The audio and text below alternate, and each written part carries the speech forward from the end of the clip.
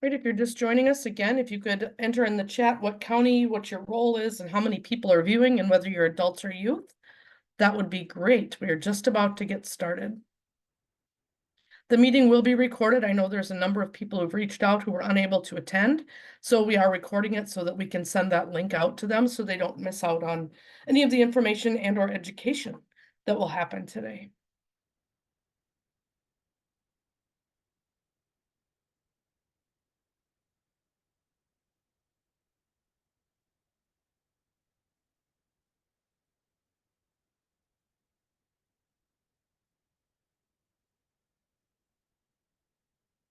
All right, I think we will go ahead and get started. I am monitoring my phone too, in case someone is missing a link. I did have one person let me know that they didn't have the link.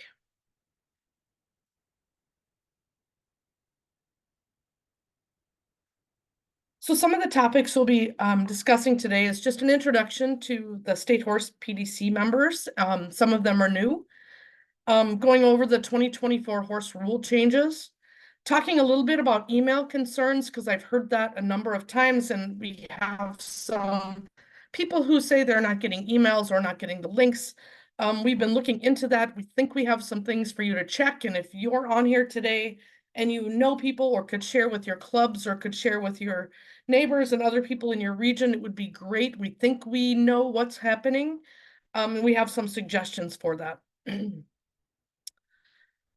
Any other rulebook changes we'll be talking about, or what those might potentially are, and what that looks like on how that happens, and how you can make rulebook changes, and then upcoming opportunities in the horse program, and then following it up with a couple different educational opportunities today.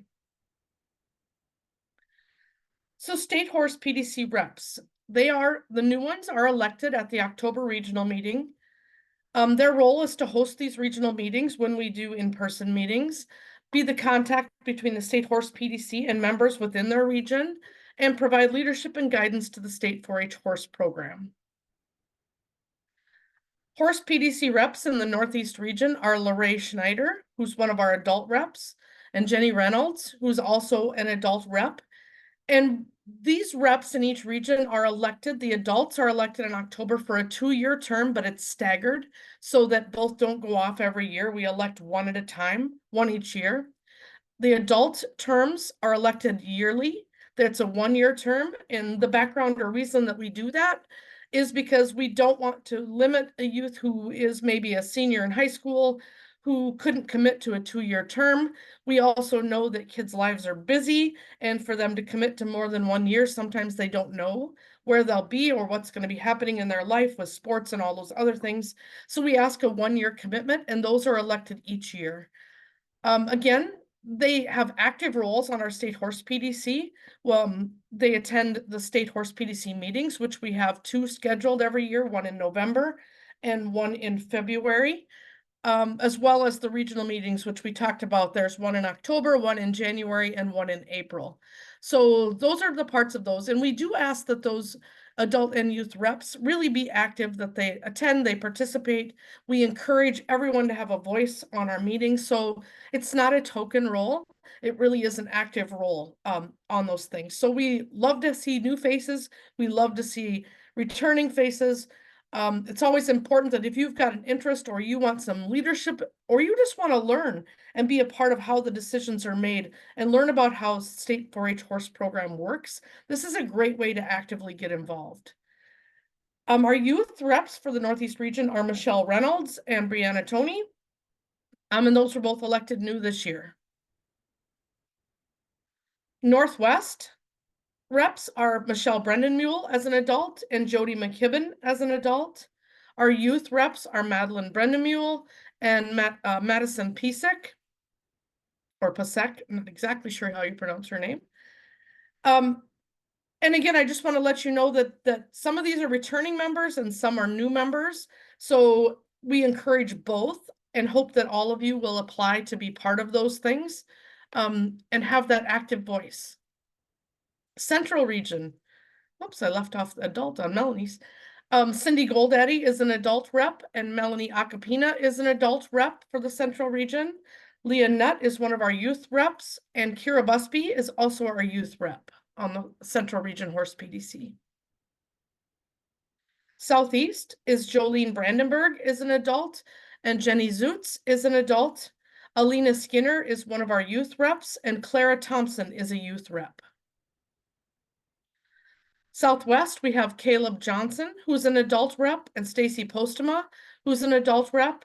Kylie Brands and Kendall Johnson are our youth reps in the Southwest region. And we encourage you, like we said, we really strongly encourage you that if you would like to have a conversation about something that's happening or something that you need more information on or you have questions about, you can always reach out to those adult and youth reps.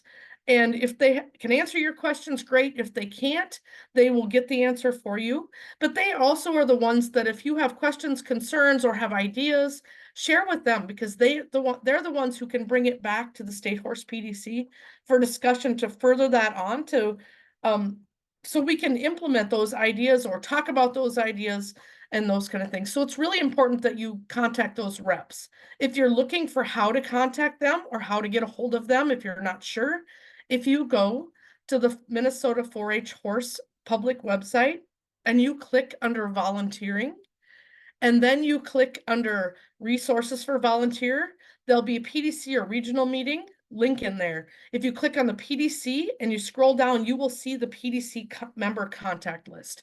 So that will give you ways that you can contact your reps. They're also spelled out of which ones represent each region, so you are clear to be able to find out which is your local rep to get a hold of. Questions on those state reps? I would like, if any of them are on right now, if we could popcorn around and just let them introduce themselves, that would be great. If we want to start with the Northeast region, are any of our Northeast reps on, youth or adult? This is Lorraine Schneider. Michelle and Jenny are here. I'm Brianna Tony. Perfect, excellent. How about Northwest?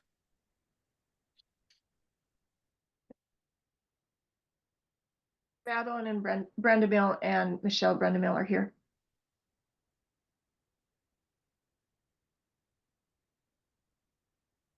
And we know schedules don't always work out, so not all of them may be on here.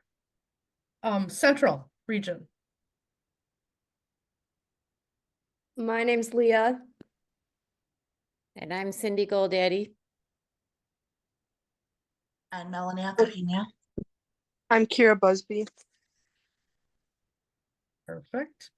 How about Southeast? Is it not? I'm Alina Skinner and I have Jolene Brandenburg with me.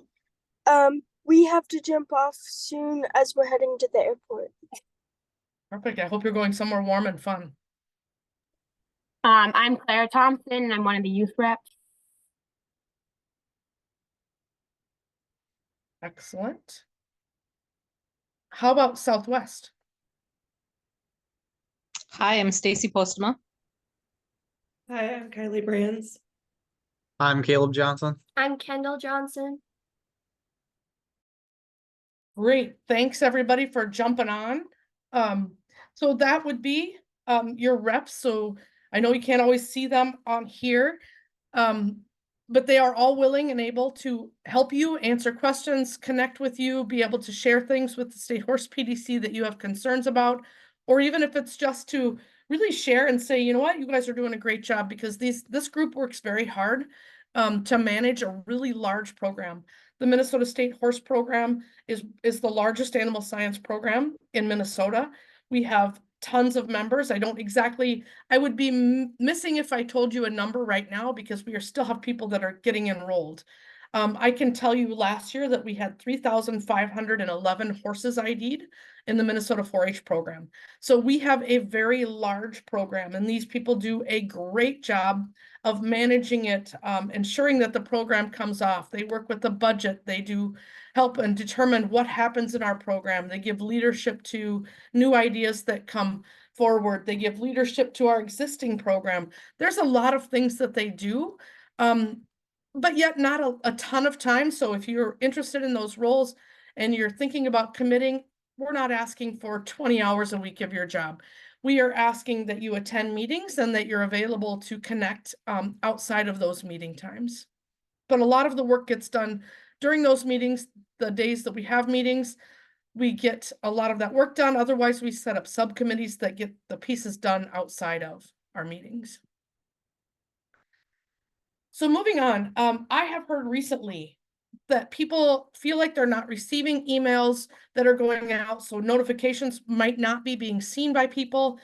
What we're finding, we actually can go in, so when we send out such as an email for this meeting, as an example, we send out a notice and it goes out as a group email.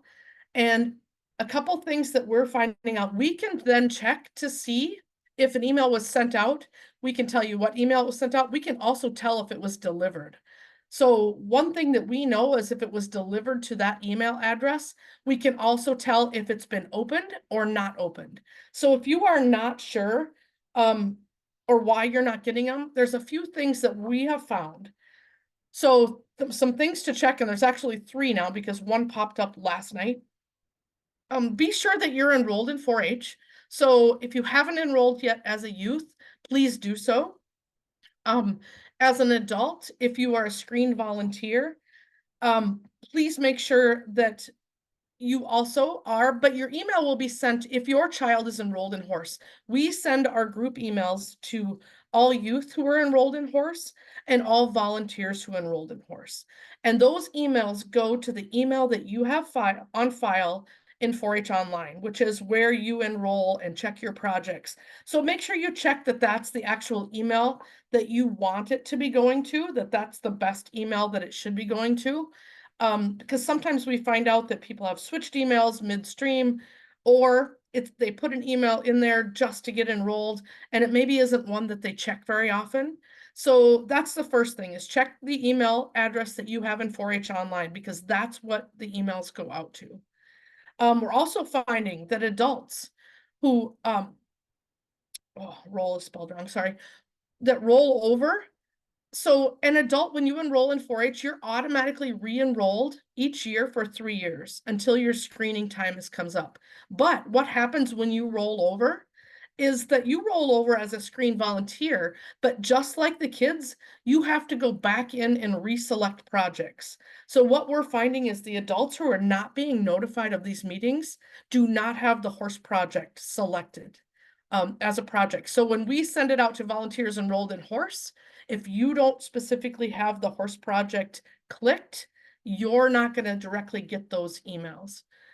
So make sure you go into 4-H Online and check to see if you are actually, as a volunteer, enrolled in or have selected the HORSE project. Another thing to check is your spam.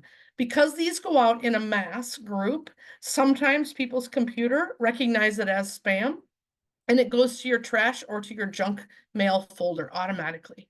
So make sure that you check that. And if you do and you find that that's where these emails are going, there's a place that you can accept those so that you recognize with your computer that they are not junk mail, and then they will be move forward, be sent into your inbox. Another thing that we just found out yesterday, so it was after I did this PowerPoint, one also thing to check, when you are enrolling in 4-H, you have the option to select whether you receive those group emails. And if you have checked no or clicked no in that box, you won't be getting these emails, and potentially not even the ones that come from your county when they send out group emails. So it's important that you go in and check and make sure that you have clicked yes to accept those emails, because we've also found that that's happening, that people have selected no because they do that on all of their things because they don't want all the junk mail, which I totally understand. But your computers recognize ours as junk mail too. So that's another thing to make sure that you don't have checked. Just trying to help with the communication. So, and if you think that you're not getting them, or you still, after we make these changes and you checked and yep, I'm an enrolled volunteer and I have collect on HORSE, my email's right, we can go in and actually see if it was delivered to your email address and whether you actually opened that, or if it was delivered and not opened, we can tell you what day it was delivered on. So just those are some things to check. We want to make sure that we're improving communication. We know it's also a struggle at the beginning of the enrollment year because not everybody's enrolled in 4-H. And we're still catching people that aren't actually, or haven't done their re-enrollment, so aren't listed as enrolled in the project. Renee, Questions? Yes. also, the emails that used to come as 4-H online are now coming as RegMax, RegMax, 4-H online. So people may not recognize them. Perfect. Great point. Thank you for pointing that out. Yes, so our email system has changed. So they do come as a different name now. And I believe it's, yeah, so RegMax 4-H. Mine, if you look at just the inbox, I can only see RegMax 4-H, but it still says 4-H in it. So look for those emails. If you're like some people and you get a lot of emails, some people skim through and delete. Make sure that you're paying attention or looking for that, or start training your brain to look for that. Thanks for pointing that out, because yes, our email system did change, and it does come up now as RegMax 4-H online. So just some things for you to check when you get off to make sure that you're getting those emails. And that works not only for our level. When we send things out, we send them out to all generally, most things go out to all 4-H members enrolled in horse and all volunteers enrolled in horse. But your county may do it differently, but it's still the same system. Horse rulebook changes. I won't spend a ton of time on this, but because I don't think you want me to read through all of it. But we'll talk about what those are. In addition and clarification, so under the heading of the section of horse training program section on eligibility, the current wording was the 4-H member must be enrolled in the horse training project. The requested wording was the 4-H member must be enrolled in the horse training project. And then we included in that youth who have won a horse through the Win a Horse program or contest through the Minnesota 4-H must enroll and show the next following year in the 4-H training program. That wasn't clearly identified in the past. So it's in there, it's in the rule book now. So if you win a horse, you need to enroll in the horse training project for the next year. Another addition in the horse training project, and this is new, all participants of the training project are required to wear a helmet while exhibiting in any of the training projects and are subject to the Minnesota 4-H horse project requirements. So that means that you have to wear a helmet whether you're mounted, which everyone has to wear when they're mounted in any of our Minnesota 4-H project areas, horse project areas, but you also need to wear it in the training program while you're on the ground working with those horses. Some of this rule came from, we had a couple close calls this last year and probably in the past too, that have come to our attention that really were horses rearing up, or when you get a young horse out of its element and all of a sudden you throw it into a county fair situation or a state show situation. Your horse may have never done that before, but we saw some rearing up and some close calls. So we just want to ensure the safety of these kids in the training program, and not only you working with your horse, but if you have multiple horses in the arena at the same time, we are requiring now that any youth participating in the training project wear their helmet in any of their classes at any time they're working with that horse. Another addition in drill team. No rider substitutions allowed except as approved by the drill team committee, with state staff having final decision. So some of that comes with the territory of having teams compete. And if a rider gets injured or a rider has to substitute out for illness, injury, any of those type of things, we implemented a few years ago the group lease to kind of fix that scenario. If a horse gets lame and all of a sudden it doesn't throw your entire team or routine off, where you have a group lease so you can substitute in a horse. We still have no rider substitutions allowed because it's still horse and rider combination, but there are specific situations that we will review. If there's an injury or a broken leg, we don't want it to negatively affect a team's performance or have to rethink at the last minute. So those are a case-by-case basis that we will look at if a rider substitution is requested for those specific reasons. So injury, illness, those kind of things, not just because someone doesn't want to do it at the last minute. And those probably would require a doctor's note or a reasoning, those kind of things that we would do that. But we will, on a case-by-case review the rider substitution for drill team as it might affect a team and whether there's enough time to substitute someone in. Those kind of things will all play into that. Deletion, drill team, quad was taken out. So there will be no more quad teams in drill team. It has been replaced, and we'll get to that in a minute, with a different type of team. The quad really didn't have a very high number of participation. We didn't have a lot of quad teams. So what we did find and what we were hearing from drill team participants and or counties and coaches and participants, that there was a different way that maybe we could reorganize. So not a quad team, but a new type of team. So the new one, which is an addition, is called the Limited Short Program Drill Team. So riders may ride English or Western. All riders must ride the same style. It's a minimum of 2 riders and a maximum of 4 riders. So it's really a short program, but it's for maybe a small county who only has 2 riders interested, where in the past they wouldn't have been able to participate. So now we have entered in, so it could be similar to quad when you have 4 riders, but it could be 2 to 4 riders. So we've just opened that up to help. So if you've got a group and maybe there's a few extra riders that didn't fit on the first team, we can accommodate them through this limited short program drill opportunity. And I'm not going to read all of the rest of the rules surrounding what that team would look like. You can find it in the rule book, which if you are looking for the rule book, it is also on the Minnesota 4-H Horse Project page. On the front page, on the right side, you'll see a maroon box of things you need to know. The rule book is listed there, or linked to the rule book. The most current one is available there. And every year, any changes that are made, the current rule book actually will show as November of the previous year, because November is when we accept or deny rule book changes. So the most current rule book for this year, make sure that you have edition November 2023. So make sure you know that, because we also have found that if you just search Google and you search Minnesota 4-H Horse Rulebook, I don't know how we take the old ones down, but Google keeps copies, so you can by accident find old copies out there. So always make sure that you're looking at the most current rule book when you're searching. Questions on those? Or additions of things?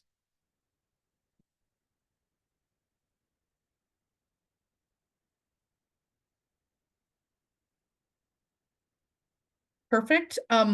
Just a little bit of information on rulebook changes and how that happens. We accept rulebook changes. There is a form at towards the very end of the rulebook that you can print off. And we accept rulebook changes up until October 1st every year. So anytime that you have a rulebook change, you can send those in up until October 1st. It gives us time to compile all of the requested rulebook changes. And then those are all visited one at a time at our November State Horse PDC. And those are discussed, and I will tell you that oftentimes is a really long meeting because there's lots of discussion around most every rulebook change that comes in. Positives, pros, cons, all of those things are hashed out, how that fits into our current system, what that looks like in a youth development perspective. All of those things are considered in our current program. And then a decision is made and a vote is made on each rule independently. There were a lot of rules. Often there are a lot of rules that come in or suggested rulebook changes. Just know some of them that are submitted as rulebook changes are not necessarily rulebook changes, but program changes. The best way to handle a potential program change is actually by connecting with one of your regional reps so that they can bring those issues or ideas forward as a part of that. Because what happens when they get submitted as a rulebook change and they aren't a rulebook change, sometimes they get denied or voted against and declined because they don't fit into the rule book and they were submitted as a rule book change. So just know that if you have potential program things that you would like discussed, it's a little bit different process than a rule book change. So the rule book changes would be an addition, a deletion, or a clarification of what's in the rule book. Or, so an addition would be a totally new rule that would be play into how do you enforce it? So thinking of it that way, what would be a rule book change or what would be an addition? It might not be something that's already in there, obviously. So an addition might be something, but it has to be able to be enforced. It needs to be statewide. So it can't just be something that affects your county. It needs to be something that would affect everybody. We need to be able to enforce it. And how do we enforce it? So those are all discussion pieces we have on all of those things. Do they play into positive youth development? Are they fair? Are they equitable? Are they something that we really should be considering as a part of our program? Just wanted to let you know a little bit about how rulebook changes are submitted, how they're reviewed, and things that are and are not technically rulebook changes. Opportunities, bonus trips. There are two options for bonus trips. So what bonus trips are is counties can apply to receive an additional state fair quota trip. There are two options that counties can apply for. One is called quality programming and one is quality animals. Those applications will be posted the first week of April and they're due June 1st. We ask that it's not something that staff does. It is something that either your volunteers and or your youth will fill out those forms.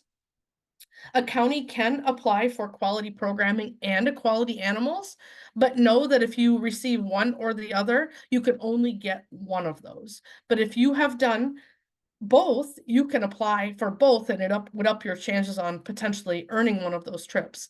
So quality programming, we really think about when we talk about quality programming is what has your county done? Whether it's programming clinicians that have come in, whether it's how have we grown our program, how have we done things to really provide opportunities for youth learning and growth in our county? Those are things that you would put on your quality programming application.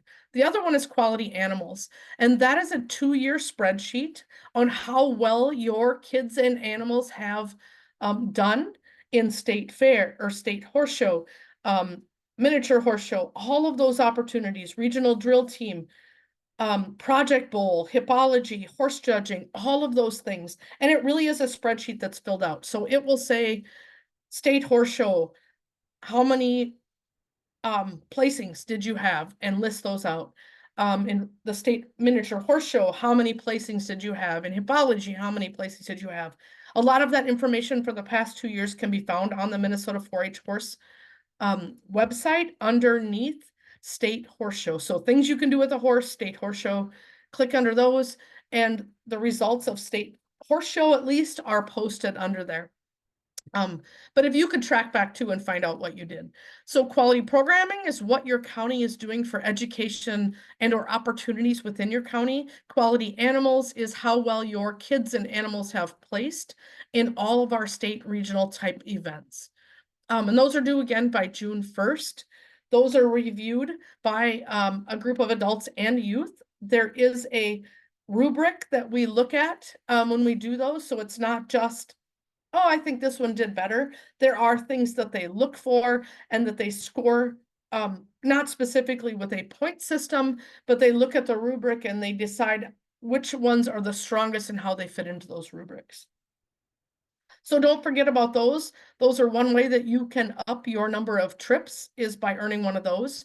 We give out 20 bonus trips each year. It's not split 10 to quality programming and 10 to quality animals. It really is 20 overall trips and it depends on what is submitted. So maybe one year there are better quality programming applications, so more of those are offered.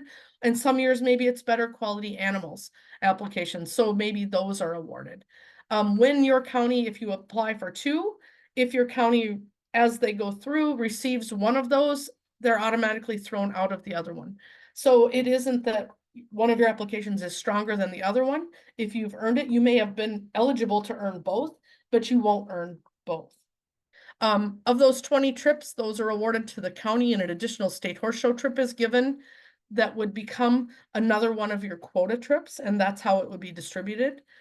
We also list 4 alternates because there are times when a county applies for a bonus trip and then for some reason they can't fill all of their quota trips. So then that bonus trip would roll down to the first, second, third, or fourth alternate. Questions on bonus trips? The applications are not long. They're not hard. There's a limited, the quality programming really asks for an essay kind of information about what you have done. You can submit up to 2 pages of newspaper articles or listings of things that you've done. If it's been publicized, you don't have to, those are optional, but they might help support your programming. So if you have those, it's great to submit them.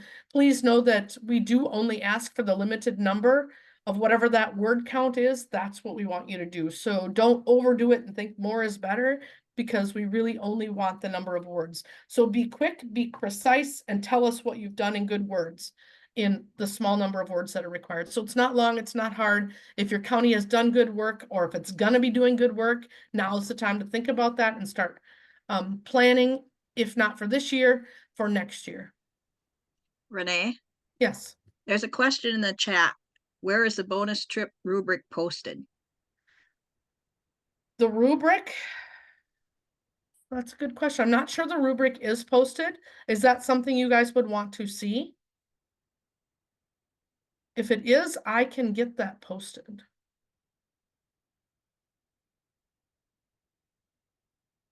I will see if I can get that posted. So there is information on the bonus trips again on the public website. If you go into I'm trying to remember where that's located. I think it's under, it might be under the scholarships tab. But if you search bonus trips Minnesota 4-H horse, you will find it. But I believe if you click on the scholarships tab, scholarships and awards, it is listed underneath there. I will see if I can get that rubric posted under that site so that it's there for counties to see what kind of things are the criteria for doing those. So you can determine if you need to up your game or if you've got enough you feel to be able to apply. And I would encourage you to apply. It doesn't hurt to apply. Another offering is the state PDC budgets for county grants to be available. So counties can request grants up to $200 for educational opportunity development. So if you've got an idea or you feel like, hey, you know what, we could use this clinician or we could do this opportunity that could really help strengthen our county program and educate our kids. So whether it's bringing in a clinician, whether it's trying to grow your program, all of those opportunities are available, and counties can request those grants up to $200 for educational opportunity development. Those are also found on the grants tab underneath on the Minnesota 4-H horse website. Grants are due March 1st. That, I'm going to tell you, is not a hard and fast deadline. We have accepted applications up until the money is gone. And I will tell you that we have not given out the amount budgeted over the past 3 or 4 years. So I encourage you to look at what that grant looks like. And if you have ideas to help grow your program, provide educational opportunities for your kids, why that would help you, apply for those grants. That can help you do some things in your county that maybe you haven't been able to do before. Questions on those?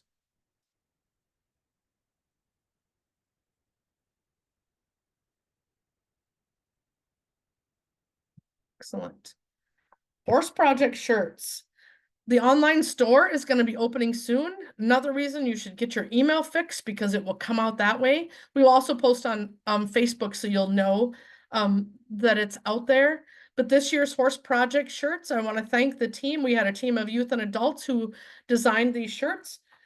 You'll see the front has the Minnesota logo and the 4-H on the horse, and the back has Horse Project, and then talks about a little bit about what we do, the learning, leading, working, growing, as a part of team, family, and community. This is a great way to help support our project.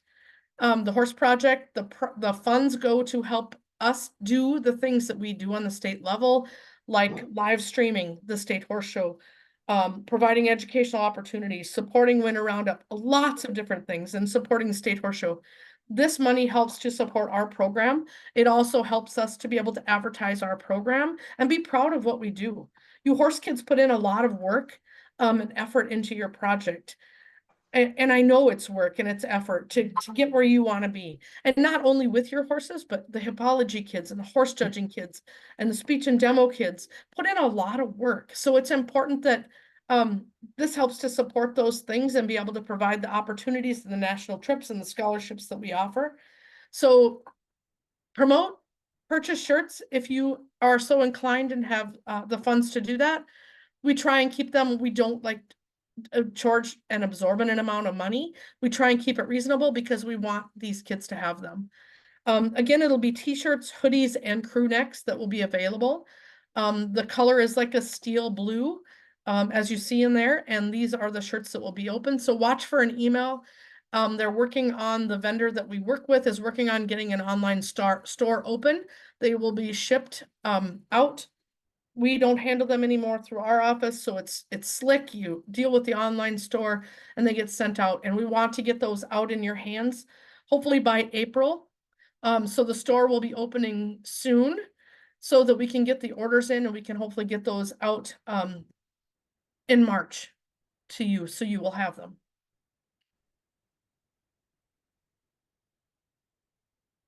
Drill team camp will be offered again. It was decided that they're going to do a cutoff or a limited number of kids offered. It's going to be held in June of 2024 with a location to be determined. The dates are actually, we're working on those too, depending on the location.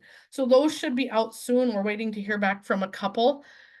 So watch for that information to come out to you, post it on Facebook when those open. You register for all of these 4-H events through your 4-H online.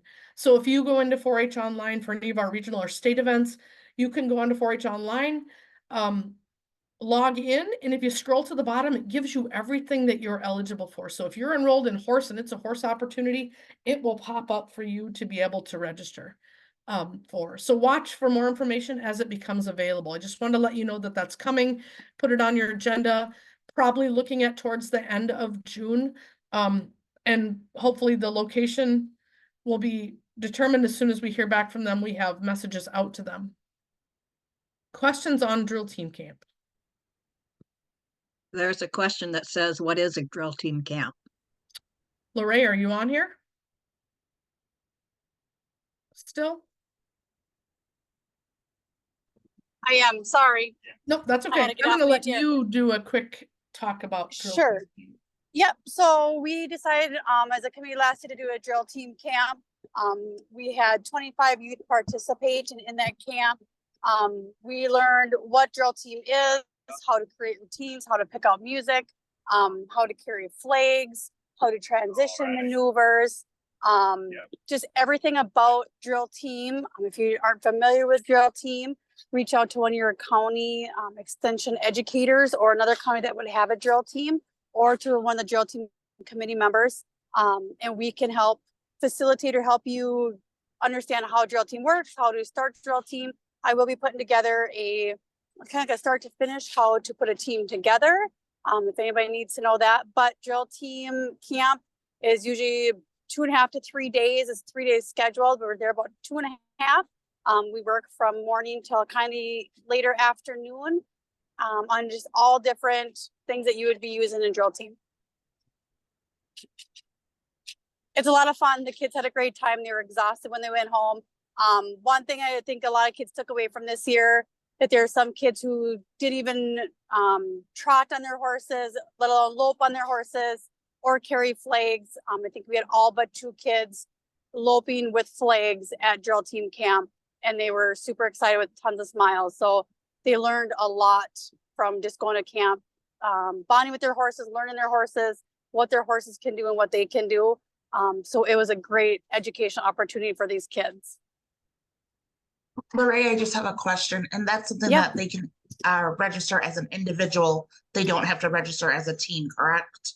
Correct. Yep. It's all individual. I believe we have set out for 30 youth to be able to register this year. We have to keep the group somewhat as a smaller group, just so we can get enough training in and that one-on-one training also. So yes, so this year there's going to be 30 youth who will be able to participate in camp. So when that comes open, make sure that you get registered. And one thing to make sure, I know because registration will be open earlier, make sure your horses are ID'd and your Coggins. We want to make sure that nobody gets left out because they don't have Coggins or that their horse is not ID'd. So make sure that those are in the system. It's an easier process when you're registering, because if your horse is not registered or you're not registered, you're going to have troubles registering. So just please make sure that you're registered, ready to go. Your horse is ID'd before it's time to register. Any other questions on camp? I don't know if there's any kids on here that were at camp last year that want to maybe share or not.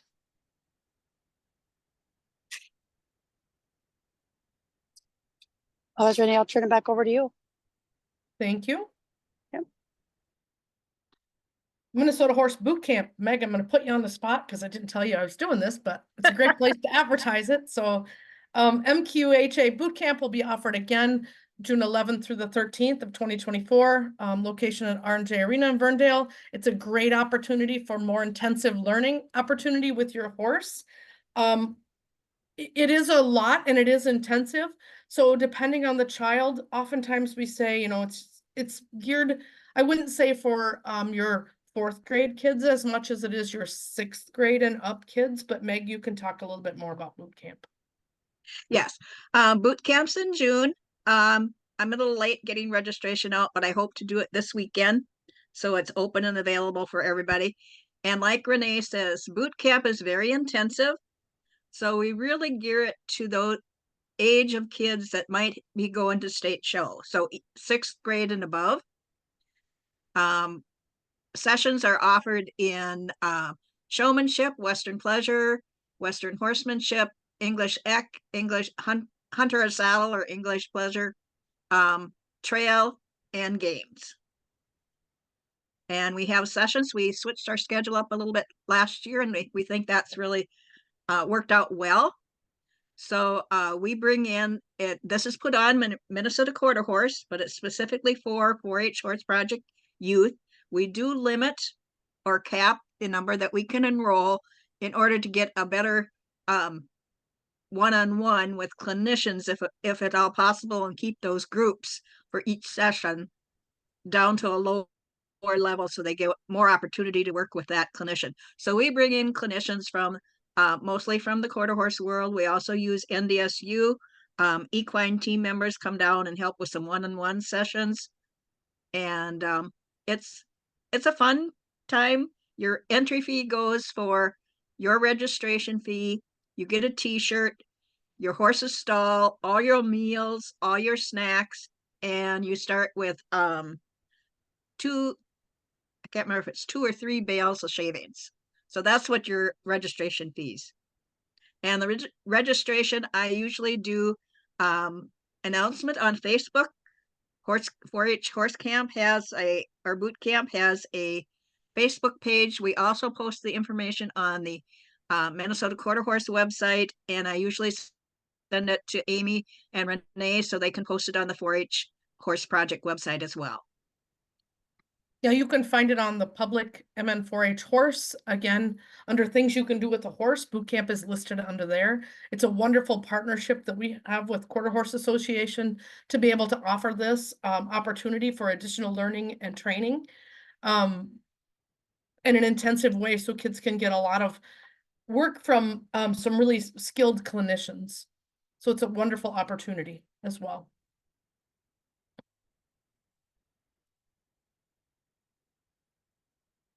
Horse Expo 4-H Tax Swap.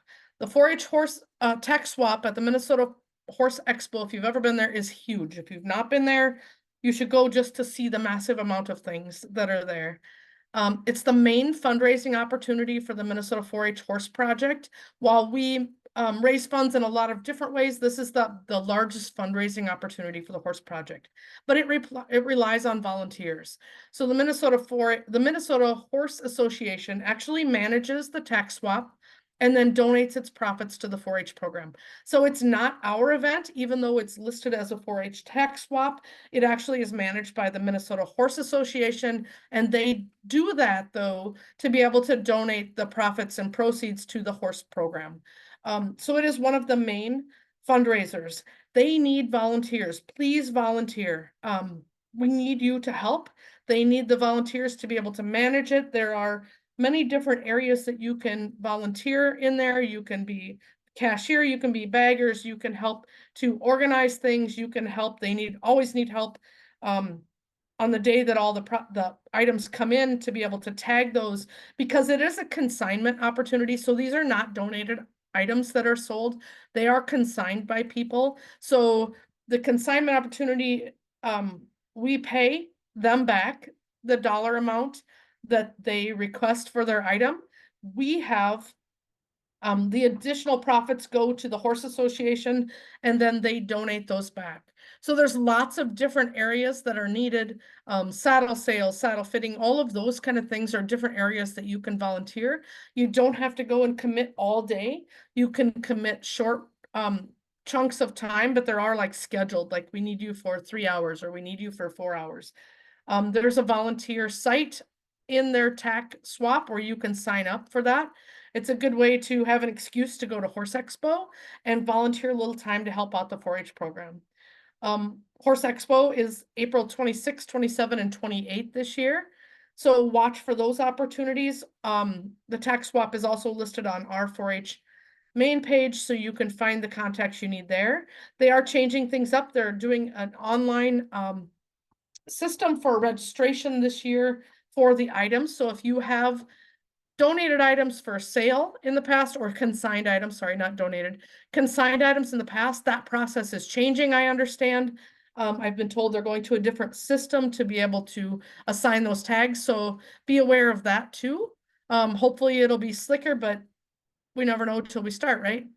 But really, I'm going to push, please volunteer. We need you to do that. It's a great fundraiser. We don't want to lose it. That money goes to help all of the programming we do that we can offer in the state and all of our events, such as State Horse Show.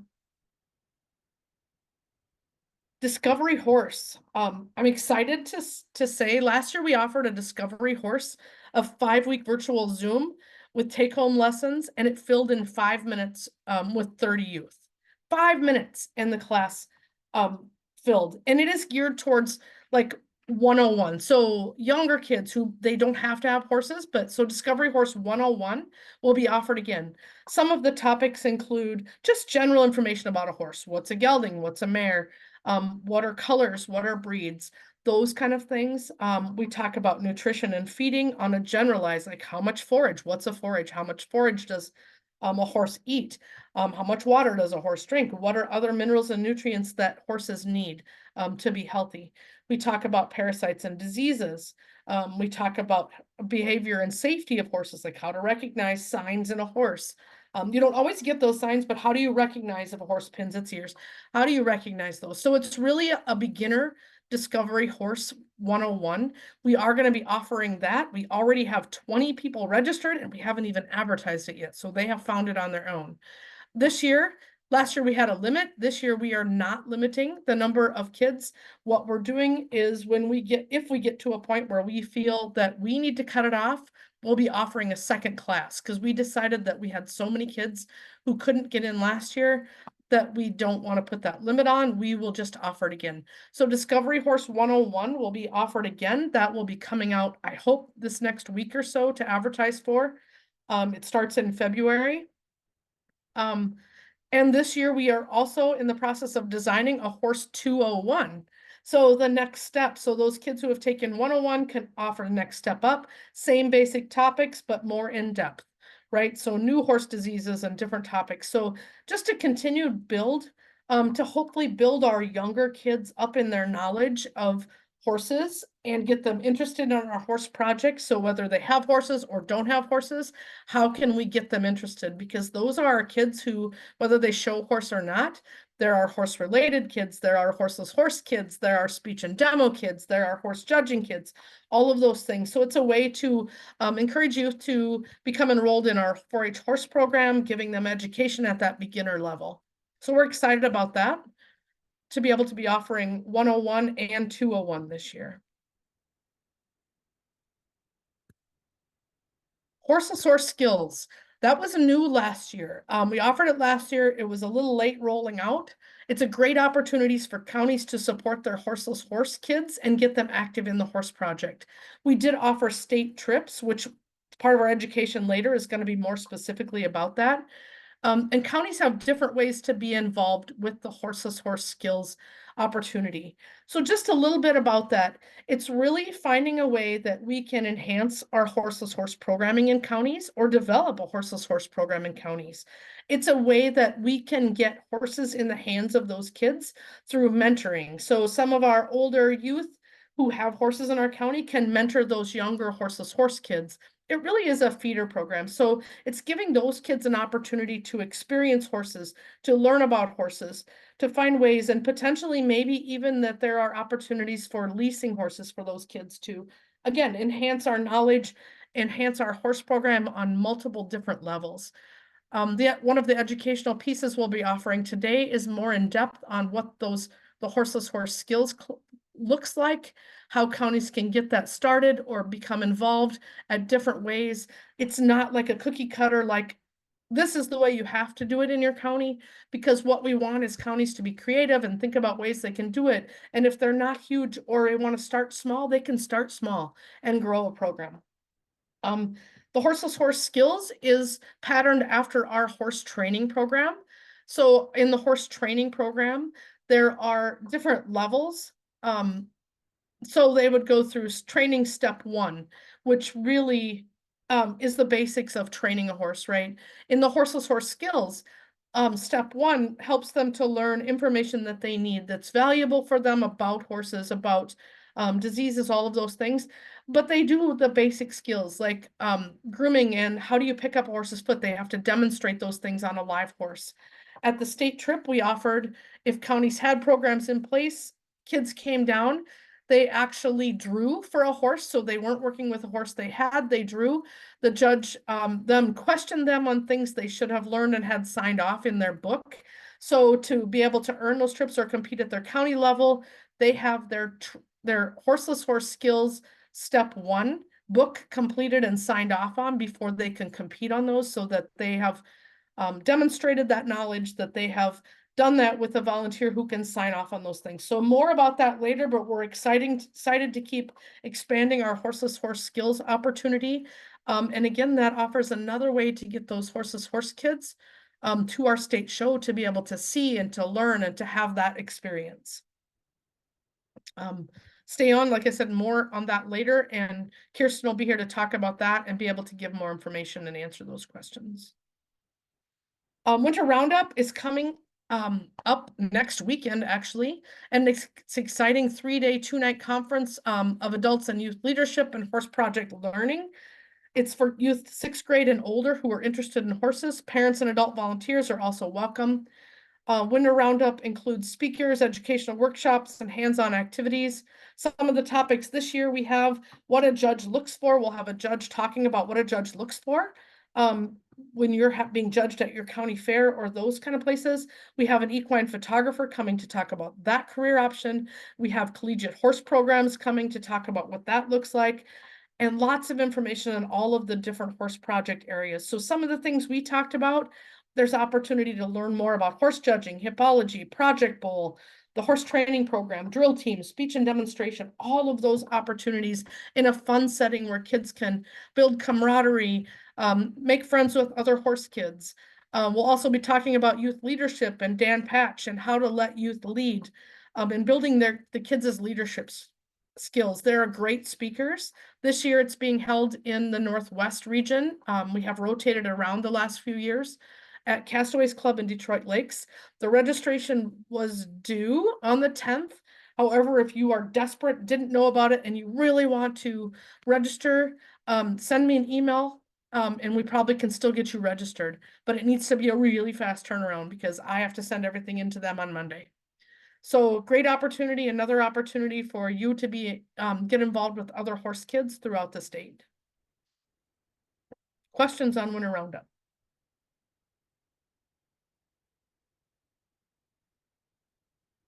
Perfect. Questions? I have the wrong date on there for the next regional meeting. I'm gonna correct that right now. That was my fault. The next regional meeting will be held on April 13th. Sorry, that is a misprint. April 13th of 2024. Are there any questions from today before we get into the educational opportunities?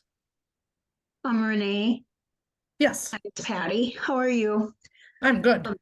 Katie was wondering, where can they register for the 101?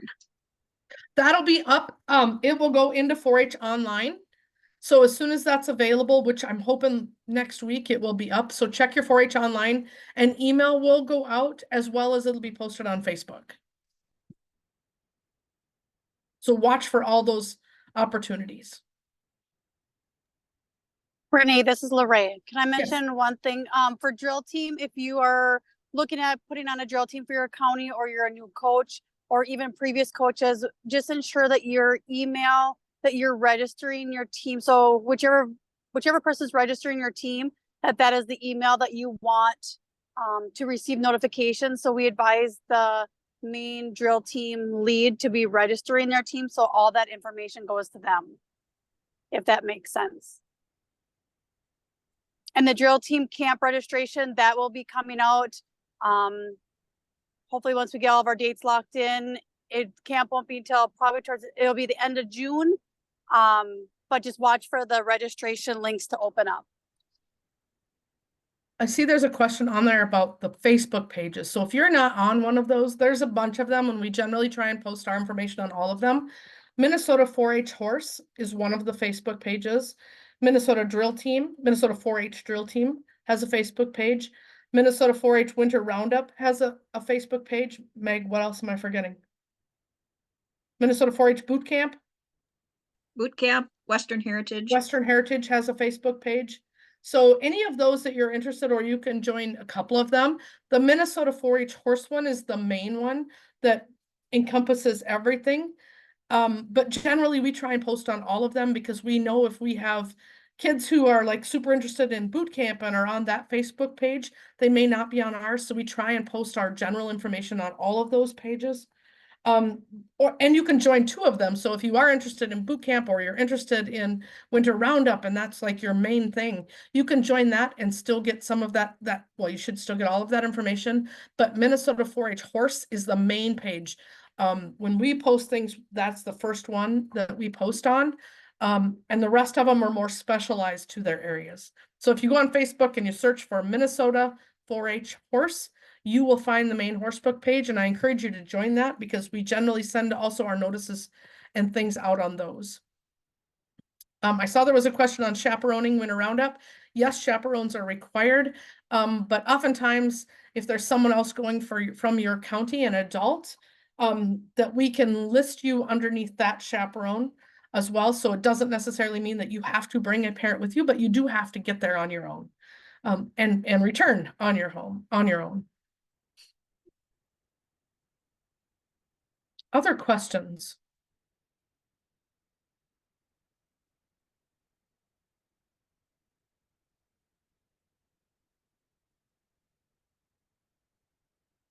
Hearing none right now, we are going to move into our educational opportunities. Kirsten, are you on?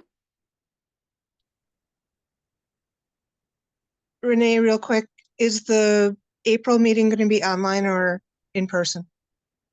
The April meeting generally has been virtual in the past. We are still looking at that. So, whoops, went back too far. Sorry, hold on. We are talking about that on the state horse PDC level right now. We have had lots of mixed feedback. Some people are really pushing for more virtual because they feel like they can join and we get more people on there. Yet we also recognize that the in-person aspect and being able to share amongst people is also important. So watch for that. I'm not exactly sure what April is going to bring us, whether it's going to be in person. We also found that sometimes in April, if it's nice out, we lose some people to field preparation and stuff. So I don't really want to say yet if it's going to be virtual or in person, so watch for that. That's one of the things on our February state PDC agenda, so watch for it after that. Great question, though. All right, I'm going to turn it over to Kirsten Cook, who's one of our state animal science educators, along with myself, who's going to talk to us a little bit about more in depth about the horse skills opportunity. And then following her presentation, Meg is going to talk to us also a little more about national trips, and not only national trips, but Minnesota trips. What opportunities have competition in Minnesota?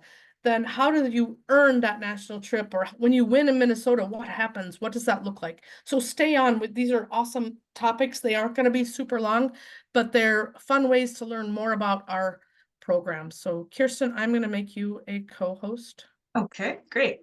so that you can share your screen.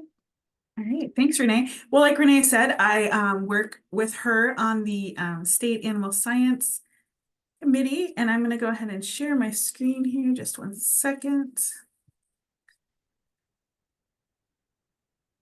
All right, and so last year we began looking at the Horseless Horse Project as an opportunity to obviously grow our horse project and incorporate new youth into the project. And so today I'd like to talk to you about a few things that we worked on to increase participation around this. So first, where can you find the Horseless Horse information? It is on the Minnesota 4-H Horse website under things you can do without a horse. So there's a screenshot there of what it looks like when you go there. So Horseless Horse is a program that provides opportunities for youth who have an interest in horse and learning more, but maybe don't and shouldn't, or maybe don't own a horse. While it's been a project for many years, it was our goal to create the opportunity for youth to be involved throughout the state. So we know horse is a very volunteer heavy project, and Horseless Horse is no different. And so if you only have 1 or 2 youth interested in your county, it can be hard to find the volunteer support to start a program like that. So we saw it as an opportunity to work together and increase access for youth interested in learning more about horses, regardless of what county they're in and if they had a volunteer that could lead it. We created a more streamlined process so youth in each county would have access to a certain level of information, but then that it could be enhanced locally as they see fit. So this is our group that worked on the Horseless Horse pilot Horseless Horse pilot last year. We incorporated staff and youth voice into our planning. And last year and again this year, we offered a virtual series, which will be coming up here shortly. The skills class that youth could exhibit in at their county level and the state level. The Horseless Horse exhibit, which is what we've always had as an option for youth to share what they've learned at the county fair and state fair. And then we laid the framework for what a mentor program would look like within local counties. So we're going to dive in quick here to a couple different of the options. So the Horseless Horse Roundup virtual series starts here in February. We're going to go 6 weeks. So it's 6 nights of learning all about horses. Last year, we had about 180 youth join us through this opportunity, and we're hoping for similar interest this year. And so this year, we built upon the program that we had offered last year, and we're going to offer a level 2. So that's for youth who maybe have a higher level of horse knowledge already or who participated last year. So level 1 will be at 6:30, level 2 at 7:30. It's open to all kids, grades 3 and up. Every session is a different topic around horses. And so while the topics are the same for level 1 and level 2, we're going to learn about different things. So last year we learned about a certain set of diseases. This year we'll learn about a different set for level 2. You can see in the photos there are some pictures about some of the participants. They were encouraged to send in photos of their take-home activities. So these are different activities worksheets and interactive activities that were sent to the kids. Give you an idea of what the sessions look like. I hope I shared my audio correctly here. Doesn't look like I did. But so I'll just kind of narrate it. So we have youth volunteers leading some of the session and then adult volunteers leading some of the sessions. There's photos and facts and information shared. Kids, participants are able to chime in with questions and facts that they might know. And then each night caps with a take-home project. So it's been a really fun series to work on. Like I said, we had about 180 youth last year. We're excited to get going again this year. Amy will be sending out an email later this coming week with how to sign up. It is in 4-H Online already. If you know of youth that want to sign up, they can go ahead and register.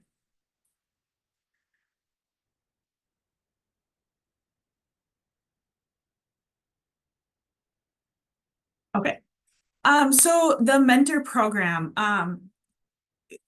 we modeled this after a couple counties that were already doing this as a horseless horse mentor program at their local level. And so, like I said, youth from across the state can participate in that virtual series, and maybe that's where their learning direction goes. But if at a local level, you would like to offer a mentor program, we have a handbook with some ideas and frameworks set up for how to do so. So one is a hybrid program where they might use the virtual series as they're learning and then do some hands-on sessions in the county. Another would be a complete mentor program where the kids are partnered up with another youth or a volunteer and a horse and have sessions throughout the year. So we have resources available for this that you can get from your local extension educator. And so on the Horseless Horse, or on the 4-H website, we'll talk about the Horseless Horse program booklet. I'll show that here in just a second. Then there is also a customized handbook that you can make for within your county. So it's all set up. You just add in your information. For our skills class, there's a showcase evaluation. If you're going to have a mentor program, there's a position description. So like, what would a volunteer do? What do we need to know? Those sorts of things. And then sample plans. I'm just going to pop up here. This is the handbook that's available. You can get from your local staff or from Renee or I. And you can customize it to your county. It gives examples that you can change here for ways to participate in Horseless Horse within your county. Different ways to showcase your learning. And then frequently asked questions. So this is a handy book for someone wanting to start locally. I think a highlight from last year was the Horseless Horse skills class at the county and state levels. So we had 3 participants at the state horse show last year. Like Renee said, we rolled this out a little later than we wanted to, but we're hoping for another successful year and increased participation this year. So you can see here our youth, the youth showing as Horseless Horse members, and then the horse and the horse's owner with them. So how this worked at the state horse show was the youth showed up a half hour prior to judging. They had a half hour to meet with the horse's owner, learn about the horse, practice the showmanship pattern, and then they went in to be judged on the showmanship pattern and to their knowledge. So each Horseless Horse member has a booklet. Level 1 has been posted, level 2 is in process. This is very similar, I think, to like the horse achievement, horse training booklet. And it outlines different things that we would like the kids to learn for that level for that year. So, you know, in this year it was markings of a horse, basic horse terms, breeds. And so all of these questions correlate to the online series that we offered. So there's 2 from each topic from there. And the youth can fill this out ahead of time and bring it to their judging. So that's the knowledge part. Then there's a personal development part, where we hope that they participate in at least one thing. So whether it's taking an exhibit to the fair, being part of their local club, or giving a demonstration at the local level, or attending some sort of additional learning opportunity, which could be the virtual series, could be something locally, could be a project bowl team, a hippology team, those sorts of things. Then the third part of the judging process is their demonstrations. And so these are the things that they learned about and how to do safely, and now they're going to demonstrate to the judge. So, how to safely pick up the front foot, how to tie a slip knot. All the youth were asked to complete the basic showmanship pattern, be able to identify body parts on a horse, verbally describe the color pattern and markings of the horse that they were using. So that's the booklet. And the judging sheet, again, modeled after the horse training judging sheet. Judges were asked to pick 10 total things, a combination of 10, whether they were skills or knowledge-based, for the kids to answer at the show.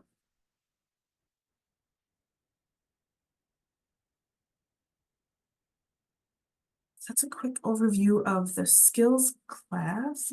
Switch back to the slideshow here. In addition to the skills class at the county show and the state show, there's a quota, just like there is for all the project areas, like horse-related horse training. There's also the exhibit. And so this is an opportunity at the county level and then to advance to the state level. And here are just some examples of what a horseless horse exhibit might look like. It's typically taking a topic and just sharing your learning and expanding upon it. Very similar to the horse-related project. However, horse-related is for youth who own an idea horse. Horseless horse is for those that do not. So here's some examples of that, and we're hoping to continue growing this opportunity for kids as well. So that's all I have for you guys. Are there any questions? Yep, a couple questions on chat. They're wondering if you could put a link to the document in the chat. Yep. So the handbook you have get through your local staff. So ask your local educator for that. Otherwise, I'm going to stop sharing here so I can find the other link, and I will throw that in the chat. Yes. And then another question, do the virtual sessions have the info that will help the kids fill out the level 1 horseless horse skills booklet? They do. Yep, they do, and more. But yeah, it really starts that learning and encourages them to continue doing some self-directed learning after the online. And then another question is, what horse do they use? Yeah. So in the handbook, there's information about using how to line up what we're calling mentor horses locally, and how to ID those. And then also for State Horse Show, they come to the show and they're assigned a horse there. So last year we asked for volunteers to donate their horse's time for that class. And so we had 3 youth who were willing to do that, which was great. Actually, we had more youth than we did participants. Currently it's just for a showmanship opportunity and to use the horse as a demonstration. So horses are provided at the state level, at the county level. That could look both ways, as in they have a horse that they've worked with all summer, or either a past 4-H'er or a current 4-H'er provides their horse as a horse for them to use. Another question, where are the skills judging sheets located? I believe they are on the website as well. I will double check that. And do the kids get ribbons for the skills, showmanship, and finishing the levels? Nope. They just get 1 ribbon for participating in the horseless horse skills class, if they choose to or advance to participate in the horseless horse exhibit, that is a separate ribbon. Is there an age limit or county limit as to the number of participants at state? I can answer that one. Yes, last year we set a quota for each county. And I think it was 2 or maybe it was 1 per county. I think it was 2 per county. As we grow or as this shifts, that might change, but yes, there is a quota and it will be listed. Your staff will know where your other quotas are. So every year, your county quota will be listed of how many kids you can send to state in that. To answer the question about the judging sheets, the sheets are located on the staff website, so they're for staff to print for the judges, and the judges also have them. But the booklet, which explains how judging will happen, is on the site that I threw in or I will throw in the chat. I just sent it to only one person, so here we go. It's a skills class done at the state horse show. If you qualify at your county level, yes, it's done at the state horse show. Yep, and so we did that in the Compiere arena after horse training. And yep, it needs to be judged by another question, a state qualifying judge. So generally that class would be offered at your county qualifying horse show, and kids would participate in that show just as they would any other participant at your qualifying show. And the top earning person in that skills trip, or top 2, depending on what the quota is, would earn those trips to state. Yep, 6th grade and up, same as other ones. Can we have adult volunteers who are registered and screened serve as mentors? Yes. And the horse can be offered to be used. Yep, in the booklet there are there's guidelines for what we would be looking for in a mentor's horse. You know, obviously being that they're safe to be used around kids who aren't super familiar with horses, but then also that they meet our 4-H ID, you know, of having a current Coggins test for the kids to use them. And so if that child too is using someone else's horse, make sure that you complete the lease agreement for that horse as a part of your 4-H online. Can quotas be published to county PDC members or lead volunteers? Generally, all of our quotas are on the staff page that they can provide those and print those off for you. And part of the reason we do that is because not everyone understands the quotas, especially in horse, because it gets tricky because you have your state horse show quota trips, which is one thing, but you have a trail quota, and our trail quota is not additional trips. So that's why we post it on the staff page, so that they can explain that and make sure that people understand that it's not public necessarily. It doesn't change, but it's not public because it does need explanation. Any other questions? Any of your lead volunteers or your county PDC members can request a copy of the quotas from your staff person. Can you expand on the lease agreement part? Wouldn't that then kick the youth up into the horse project if they are leasing? So here's what the mentor lease agreement form looks like. And so while it's similar, it is different. Renee, maybe you can help with it. I would compare it more to it's modeled after the drill team horse form. So it's similar to Clover Buds. We want to make sure that youth are using a horse that they're comfortable with and that they're able to use easily. But we also recognize that might not be established by May 15th for an August fair. So here's the form that they would fill it out as. Yep, so it's a little different than the regular lease agreement that a horse would use. So there would be a group of, like if your county established a horseless horse program and they had a group of mentor horses, that potentially, because you might have a kid who all of a sudden isn't clicking necessarily with that horse, they can pull another horse off that group lease. So yes, it's done a little bit differently than the regular horse project leases for the horseless horse. So it doesn't kick, this specific one, great question, doesn't kick the horse up into, or doesn't kick the kid up into the horse project. It is a different mentor leasing program. Thanks for clarifying. Great question. And also currently, in this framework of the skills class, they are not riding the horse. It is strictly, showmanship skills. Winter quotas published. We shoot for May 1st. Generally they're out that first week in May is what we shoot for.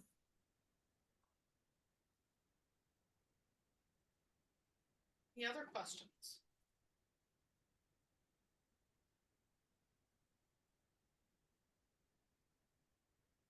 I always welcome either getting a hold of Kirsten or myself if you want to talk more about what this might look like in your county, or reaching out to your county staff.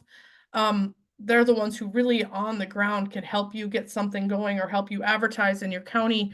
But we are also willing to talk about what that might look like if you are a volunteer who wants to work on getting something started or wants to really support some of that programming. We're willing to connect with your staff and get that moving. We just really want to have these opportunities out there. We encourage you as volunteers and our parents become a volunteer to get these going, because it's a great opportunity for these kids to have hands-on experience with horses who maybe don't have that.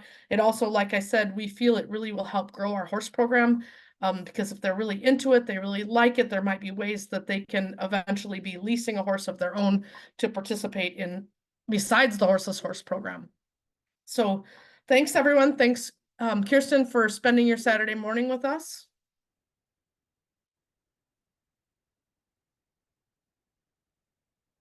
And I'm going to now turn it over to Meg Sachs to talk about the national trips and the horse project, the what and the how you get there, how you participate at the state level, and then how that transitions into national trips. Meg, I think I made you co-host so you can also share your screen. Oops.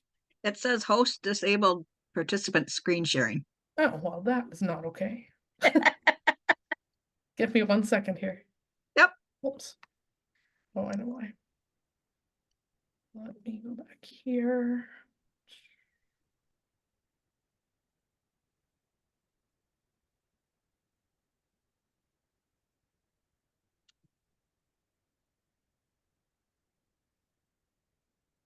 There you go. You should be co-host now.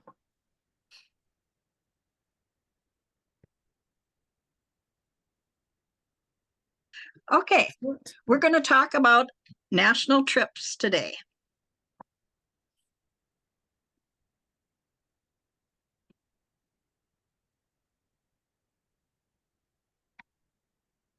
What we're going to talk about is how to earn a trip, a national trip, how national trip selection happens, where the national contests are, participation requirements, and the scholarships that are available, and also miscellaneous information as it applies to national trips. Rayanne Bartsch is also on the call and may add some information as we go along as well. Her and I have gone over this presentation along with Renee and putting this together and what you might be interested in. One of the first things I want to say is encourage everyone to participate on these team events that happen, regardless of what type of a team event it is. And also as youth, when you make the decision to become a part of a team, that means you're committed to the team activities, that you are willing to study and put in the time and effort for teams. It's very difficult when you have earned a national trip and all of a sudden, or even the opportunity to go to a state trip, individuals decide that they're not interested in doing that. So it makes it rough on other team members and the coaches that help you. So when you commit to that, you're committing to both your other team members and your coach to be a part of that team and participate in the team activities. National trips can be earned through Horse Bowl, Dan Patch, horse judging, hippology, communications, which includes speech and presentations. Horse Bowl happens in April at the state event, is where we do our trip selection. You compete at a regional, earn a trip to state, and then at state, those that are qualified for a national trip will select the national trip that they attend to. Dan Patch selection happens in July after the conclusion of the Dan Patch events. Horse judging selection happens in September during the state 4-H horse show. Hippology is also in September, and communications also in September. On Sunday morning in the state show, we have national trip selection that happens over in the cattle barn in the dairy office. Also, a reminder to coaches, typically each one of these events send out a coach's letter that explains about national trips, what they're about, some qualifications, and we would like you to talk to your team members before you get to this trip selection process so that you've had an opportunity to discuss it with your team members, and if it fits into their schedule, if they're willing to do that. So it doesn't take up time when we're doing the national trip selection, because we'd like to give everybody an opportunity to participate, but we need to know that in a timely manner. So we ask that you talk to your team members before you make it to that event. National trip selection, the process is we're going to need the coaches to sign a national trip acceptance form. We need participant information such as name, age, birth date, address, email, phone. The coach signs off on the form. With national trips, Minnesota's eligibility requirements comes before all national trips. So you need to meet Minnesota's and follow Minnesota guidelines before we follow the national guidelines. A senior trip for any event that you go to, the highest placing eligible team must go to the Eastern National 4-H Horse Roundup or forfeit any other trip. PDC made that decision a while back, so that's why that is in place. The age requirement for all trip winners, senior teams, all members have to be at least 14, have not reached their 19th birthday as of January 1st. Intermediate team, they must not have passed their 14th birthday of the current year. Mixed teams. Mixed teams are teams that are made up of seniors and intermediates on the same team. And we have certain contests that they are eligible for. The Arabian Nationals and the Paint World Horse. They are open to all ages, where other trips have age eligibility requirements. The national trip selection form or acceptance form, the coaches fill that out, and at the bottom there's a statement that we apply for all national trips. In other words, the coach has been appointed by their county to represent the county's horse team and accept the responsibility of entering their team at the national event that they've earned the trip to. They follow the national contest rules for withdrawal and cancellation. There are no substitutions that can be made on the contestant list other than the ones that are listed on your acceptance form. Those are the only ones that can go on that trip. Minnesota 4-H trip requirements, as I said once before, take precedent over national contest rules. And the state 4-H horse extension educator must sign off. That's Renee, so she has to sign off on all those entry forms. Now, the trips. Eastern National 4-H Horse Roundup is in Louisville, usually the first weekend. The first eligible senior trip or individuals, because they offer trips in Horse Bowl, horse judging, hippology, communications, which includes speech, individual presentations, and team presentations. Quarter Horse Congress is in Columbus, Ohio, happens in October. It's usually the second week of October, right around the 10th, 11th, 12th. They have Horse Bowl, horse judging, hippology, and again, communications, which includes speech, individual presentations, and team presentations. The Dan Patch process, they have an opportunity to take a national trip to the American Youth Horse Council Symposium in 2024. That's going to be held in Fort Worth, Texas. That trip is offered to the Dan Patch winner and then the top 10 resume and portfolio scoring individuals. And that comes from both Dan Patch and Youth Leadership. So both groups have an opportunity to earn that trip.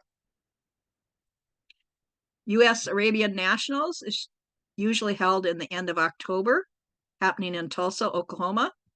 1 senior team, 1 intermediate team, horse judging, and hippology. Paint Youth World is held in June. If you competed at State Show in an event and earned a trip to Paint World, that doesn't happen till June of this year. So you earn it in September, and the following June is when that trip happens.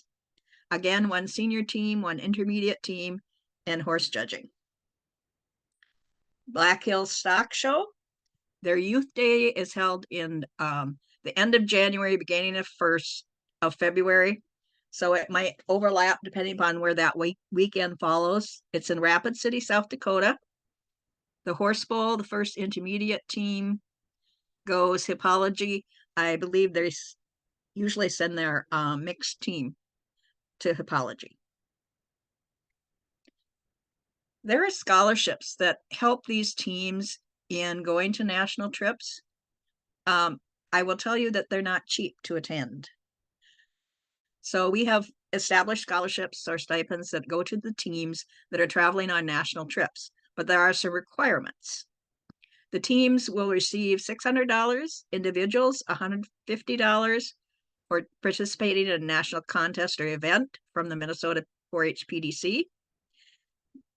You need to provide the results of your national contest and do a trip experience write-up or national trip report, including a financial report and receipts, which are turned in the year that the trip was taken, and that gets sent to the regional extension office in Brainerd. Rules. Make sure you to read and understand the national contest rules that apply to the contest you are participating in. We usually, as coordinators of events, send out coaches letter to those individuals with links to where the rules can be found and other information for that particular contest that they're going to. There are specific differences between Minnesota contests and national contests. So you need to pay attention to those rule changes. Start practicing as soon as you know you're going to a national trip to follow the rules of that national contest. That way you become familiar with them and comfortable before you get to that contest. Other information, lodging can be found, opportunities can be found at these websites, and I've listed them out for Eastern National, Quarter Horse Congress, Black Hills. Parking, there's information about Eastern Nationals and Quarter Horse Congress. Quarter Horse Congress can be expensive to park. I'll give you that heads up.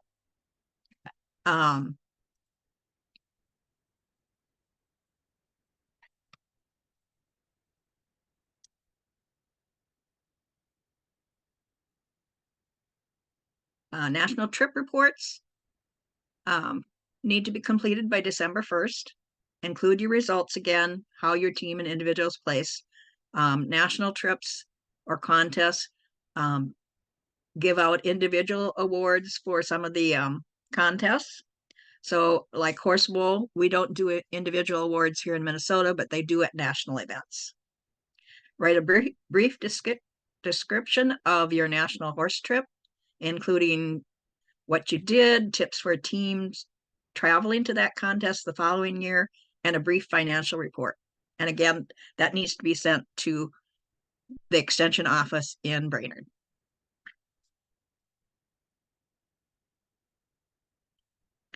Also, check out what other events are happening. Yes, it is a national trip contest, but there are also things that are happening at the same time in that contest. I always felt when I was coaching, if we went to nationals, I wanted the kids to have an experience, not just the contest experience. So we tried to find things that were in the area that wouldn't take a lot of extra time that individuals can go to and might be fun to go to.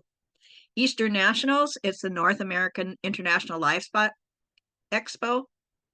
That is a huge livestock show that includes llamas, dairy, beef, swine, goats.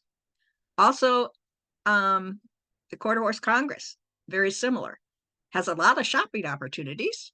There's also classes to watch and areas in the Columbus area that you can go and visit.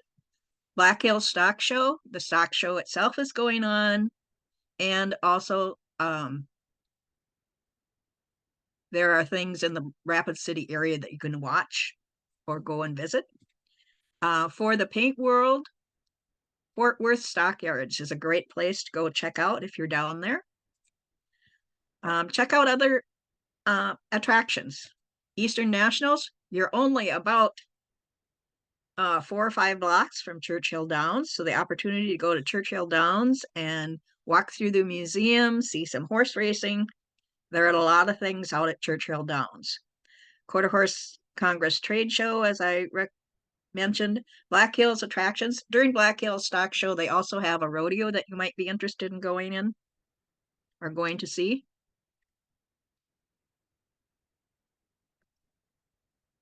If you have any questions, you can contact myself or Rianne, and we'd be more than happy to answer any questions that you have. Rianne, did you have anything to add?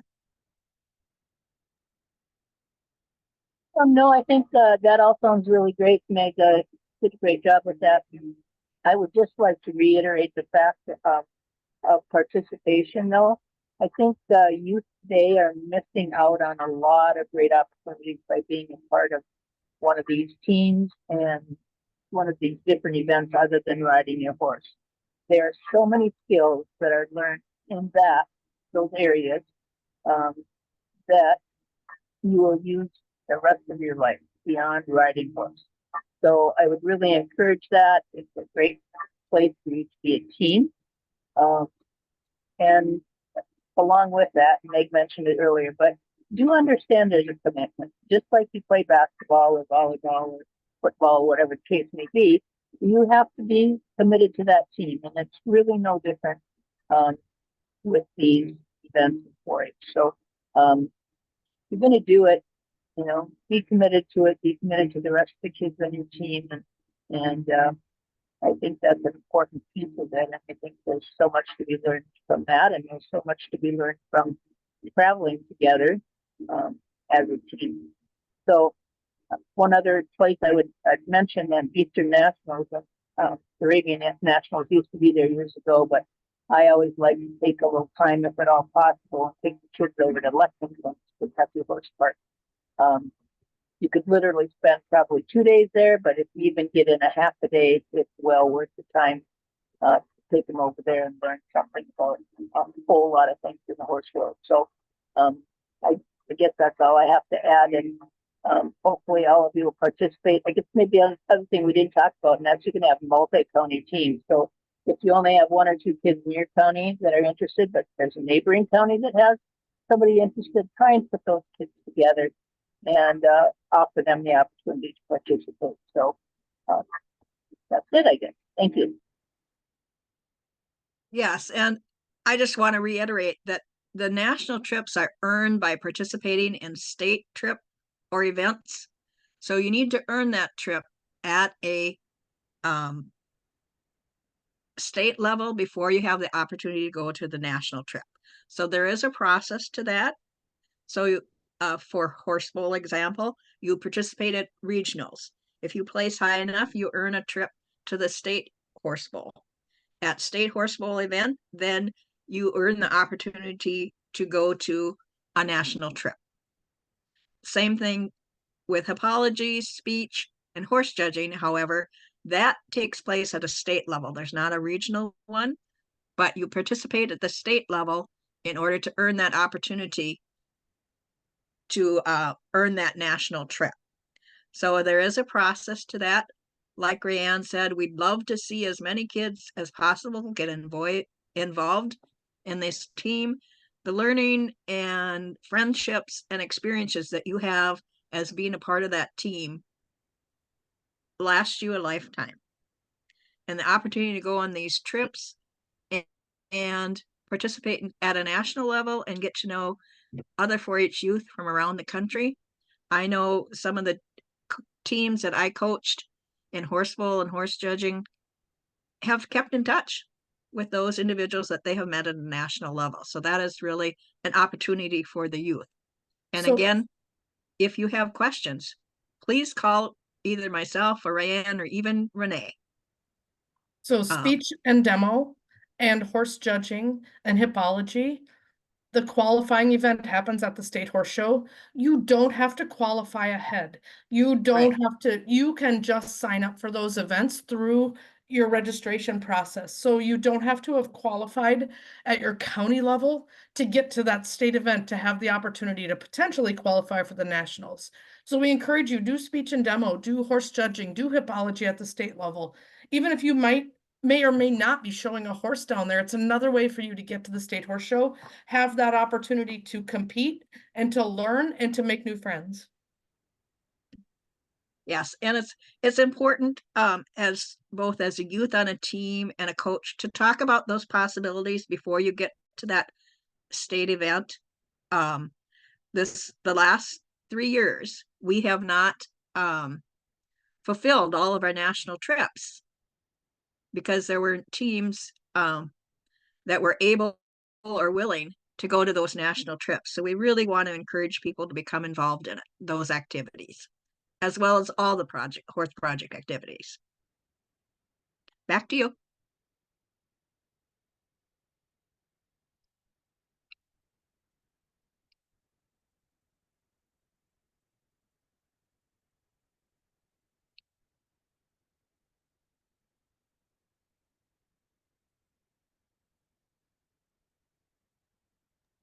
Sorry, I was muted and couldn't get off mute. Thanks, Meg, for sharing those opportunities for state trips and national trips and how you get there and what awesome opportunities. I know my daughter has participated in some and they are just amazing opportunities. So I encourage all of you to get involved at the regional and state level to participate in those. Give it a shot, try and earn those trips because it's a once in a lifetime opportunity to participate in some of these things and you won't regret it. And the skills that you gain, lifelong skills, are amazing. So I encourage you all to participate in those. If you have more questions, please reach out and let us know. That's all we have for you today. I will share, this is my contact information, so something should come up afterwards or you have more questions, feel free to reach out to me. If I can't answer them, I will point you in the right direction or give you contacts of who can, or who would be better to answer those potentially. Thanks everybody for participating today. We had a great day. Again, happy horsing. Hope the weather changes a little bit warmer and we're looking forward to spring. Thanks, everybody. Have a good weekend. Stay warm. Thank you.